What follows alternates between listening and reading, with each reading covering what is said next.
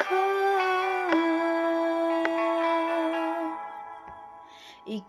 lak xian sang lak chay lang be ze Ka hri bilay ne nup sim ze Hadi gum sim di be aring ti Saun takra Beze parwale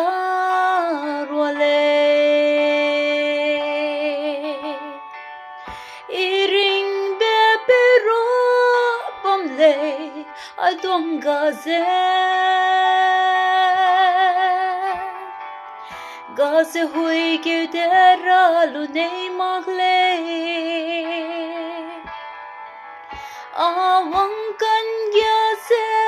suzu gaila Iring be ning suning le Awang